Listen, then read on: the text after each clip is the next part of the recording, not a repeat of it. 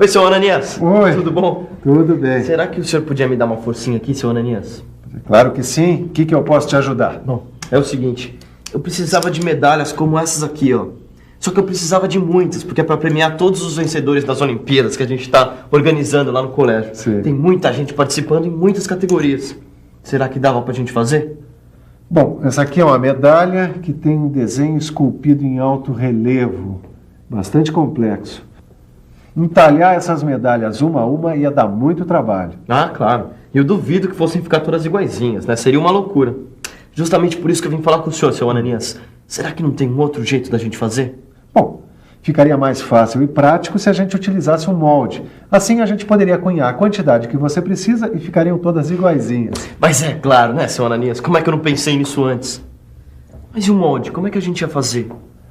Bom, o molde para cunhar essas medalhas aqui pode ser feito por eletroerosão. Preste atenção, porque este é o assunto da nossa teleaula de hoje. Na teleaula de hoje, você vai conhecer um método de usinagem muito utilizado, a eletroerosão. Vai aprender os princípios do processo e vai ver o que é eletroerosão por penetração e eletroerosão a fio. E ainda vai conhecer qual é o melhor material para se produzir um eletrodo capaz de usinar moldes ou peças no formato desejado.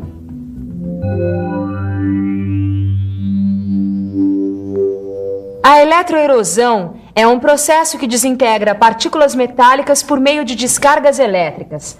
As primeiras descrições desse processo datam de meados do século XVIII. Naquela época já se sabia usar descargas elétricas para transformar partículas em pó metálico. Mas esse processo só passou a ser usado na indústria há cerca de 60 anos. A eletroerosão foi usada, primeiro, para a recuperação de peças com ferramentas quebradas em seu interior, como brocas, machos e alargadores, por exemplo. Teve grande desenvolvimento durante a Segunda Guerra Mundial. Havia necessidade de acelerar a produção industrial num quadro de escassez de mão de obra. Isso impulsionou a pesquisa de novas tecnologias. O objetivo era aumentar a produção com o mínimo de desperdício. Foi o início da era da eletroerosão. A eletroerosão é um processo de usinagem que vem ganhando espaço ultimamente. Indiretamente, ela está ligada a objetos do nosso dia a dia. Esta medalha aqui, por exemplo, ela é uma peça única que foi feita num molde. Olha só esse molde aqui. Ela encaixa direitinho, dá uma olhada. Viu só? Funciona mais ou menos como uma forma de bolo. É o mesmo princípio. Esses moldes, que funcionam como uma forma, podem ser feitos através da eletroerosão. Através da eletroerosão, a gente pode reproduzir centenas e centenas de cópias da peça que a gente quiser. Caio, dá uma olhada nesse xadrez. Como é que serão feitas essas peças tão perfeitas? Não sei não. Usinar uma peça como essa é difícil.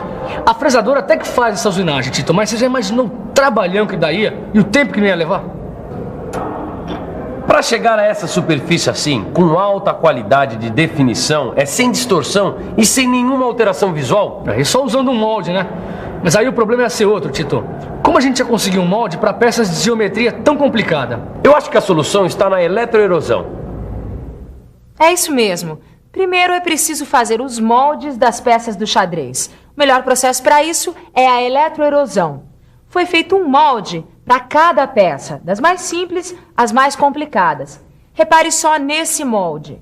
Por eletroerosão, dá para fazer esse molde em uma só fase de operação. Na verdade, esse jogo de xadrez é uma obra de arte da eletroerosão e mostra bem os recursos desse processo. Afinal, seu Ananias, o que é essa eletroerosão? Bom, a eletroerosão é um processo bastante complexo e grande parte dele a gente não vê. Primeira condição. Para que ocorra a eletroerosão, é necessário que tanto a peça que vai ser usinada quanto a ferramenta que vai ser usada sejam bons condutores de eletricidade.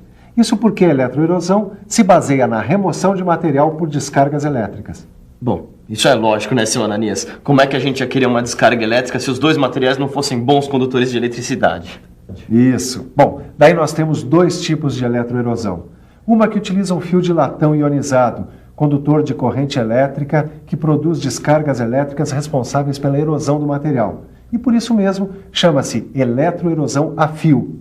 E o outro tipo mais comum, que é a eletroerosão por penetração. No caso da eletroerosão por penetração, a ferramenta que produz a erosão, ou seja, que faz o desbaste da superfície usinada, é o eletrodo. O eletrodo deve ter o mesmo desenho da peça que se deseja fabricar. A peça e o eletrodo são mergulhados num recipiente que contém um líquido isolante. É um líquido não condutor de eletricidade, chamado dielétrico. Bom, aqui na minha oficina eu tenho dois tipos de dielétricos, o óleo mineral e o querosene. E qual dos dois é o melhor, hein, seu Ananias? Bom, aí depende, né? O querosene é mais perigoso porque é inflamável, né? Requer cuidados especiais. Ele exala um cheiro muito forte, polui e até faz mal para a saúde. Bom, mas vamos voltar para o esquema da eletroerosão. Para entender melhor, você vai ter que colocar a sua imaginação para funcionar, porque tem muitas coisas que a gente não percebe apenas olhando. Tanto o material a ser usinado quanto o eletrodo são ligados através de cabos a uma fonte de corrente contínua, CC. O eletrodo tem polaridade positiva e o material tem polaridade negativa. Por último, os cabos são conectados a um interruptor que aciona e desliga o fornecimento de energia elétrica para o sistema. Ao ser ligado o interruptor, forma-se uma tensão elétrica entre o eletrodo e o material. No começo, não passa corrente elétrica porque o fluido dielétrico funciona como isolante. Mas quando se diminui o espaço entre a peça e a ferramenta até uma determinada distância, o dielétrico passa a atuar como condutor. Daí se forma uma espécie de ponte de íons entre os dois. Como assim uma ponte de íons? Você não sabe o que são íons? Bom, isso eu já aprendi. Íons são aquelas partículas carregadas eletricamente.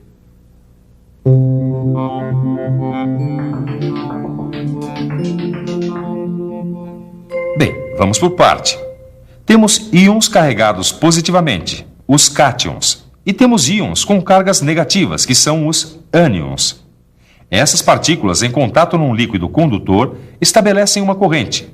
Partículas migrando de um lado para o outro, uma ponte de íons. Bom, até aí eu entendi, seu Ananias.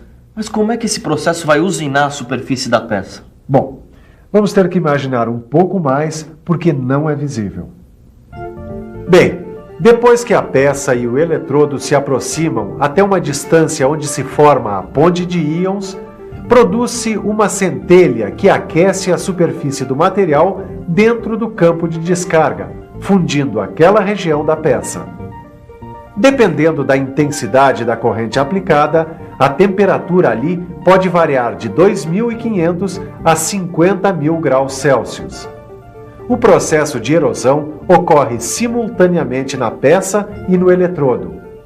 Com ajustes convenientes da máquina, é possível controlar essa erosão, de modo a obter até 99,5% de erosão na peça e apenas 0,5% no eletrodo. Com a erosão, o material vai ficar com o formato do eletrodo.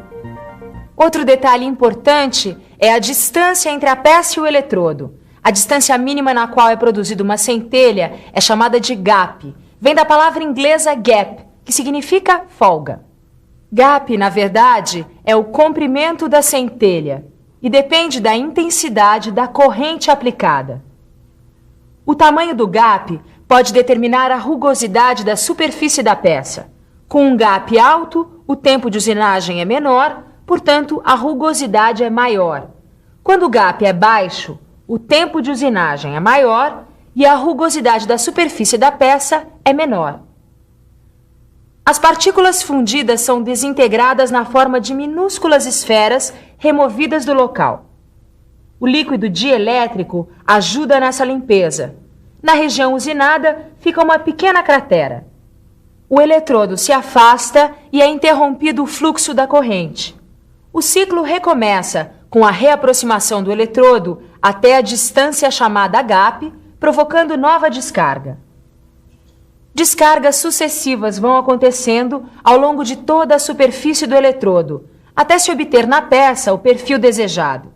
No final, teremos uma matriz, que é uma cópia fiel do eletrodo, só que invertida. A frequência das descargas pode alcançar até 200 mil ciclos por segundo. Quer dizer, em 1 segundo, acontece 200 mil vezes esse processo que a gente acabou de ver. É incrível, não é? Em princípio, todo material condutor de eletricidade pode ser usado como eletrodo. Mas nem todos valem a pena, viu? A gente precisa lembrar que a resistência mecânica do material tem que ser levada em consideração. O melhor são aqueles materiais que têm um ponto de fusão elevado e são bons condutores de eletricidade. O cobre, por exemplo, Caio, ele deve funcionar bem. Existem eletrodos metálicos, como os de cobre, e os não metálicos, como os de grafite. Entre os metálicos, os mais utilizados são esses aqui, eletrodos de cobre eletrolítico, além dos de cobre tungstênio e de cobre sinterizado. Eles apresentam um ótimo acabamento e o mínimo desgaste durante o processo de eletroerosão. Já entre os não metálicos, o mais usado é o de grafite. Eles são insensíveis a choques térmicos, porém eles são quebradiços. O grafite é um material de fácil usinagem. Ele conserva suas qualidades mecânicas, mesmo exposto a altas temperaturas. Praticamente não se deforma e ele é bem leve. No entanto, eles não podem ser moldados ou conformados e não aceitam redução por ácido. Bom, você já viu em detalhes como é o processo de eletroerosão por penetração. Vamos conhecer agora um outro processo, a fio, que é ideal para contornos complexos, como é o caso dessa peça aqui, que foi feita nesta máquina. Observe o fio que passa por dentro da peça. É de latão ionizado e atravessa a peça submersa em água desionizada, ou seja, sem cargas. Entre o fio e a peça ocorrem descargas elétricas que cortam o material. Vamos conversar agora com um técnico, o Sérgio, para explicar para a gente como se programa uma máquina a fio. Por favor. Bom, a gente programa o corte no computador, o que permite o corte de perfis complexos e de alta precisão. Em alguns equipamentos existe o plotter, que é uma espécie de traçador gráfico. É importante porque permite que a gente confira a execução do programa pela máquina. E assim a gente pode melhorar cada vez mais o nosso desempenho. É isso aí. A utilidade do processo de eletroerosão a fio é muito grande. Por exemplo, se o perfil que desejamos é passante, então se faz a fio. Através desse processo é possível confeccionar ferramentas de corte, dobra ou repuxo, como por exemplo placas de guia, porta-punções e matrizes. Quer dizer então que a eletroerosão é o melhor processo para eu produzir em série as medalhas que eu preciso. Mas que tipo de eletroerosão? Bom, pelo que eu aprendi hoje é de penetração. Tá no caminho certo. Quer dizer então que eu vou ter que fazer um eletrodo com o desenho daquela figura que eu quero cunhar. Daí a partir desse eletrodo eu vou produzir um molde. E com esse molde eu posso colocar numa prensa e sair produzindo as medalhas em série. E você, concorda que esse processo é o melhor para produzir as medalhas da Olimpíada? Então, vamos para a revisão. E atenção, se liga aí que é hora da revisão. Na teleaula de hoje, você aprendeu o que é eletroerosão e sua utilização na indústria moderna. Você ficou sabendo que a eletroerosão é um fenômeno em grande parte invisível, que se baseia na remoção de material fundido a partir de descargas elétricas que produzem temperaturas elevadíssimas. Conheceu ainda os dois tipos de eletroerosão mais usados, por penetração e a fio.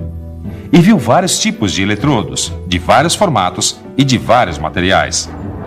Nós aqui já conhecemos como funciona a eletroerosão. E você?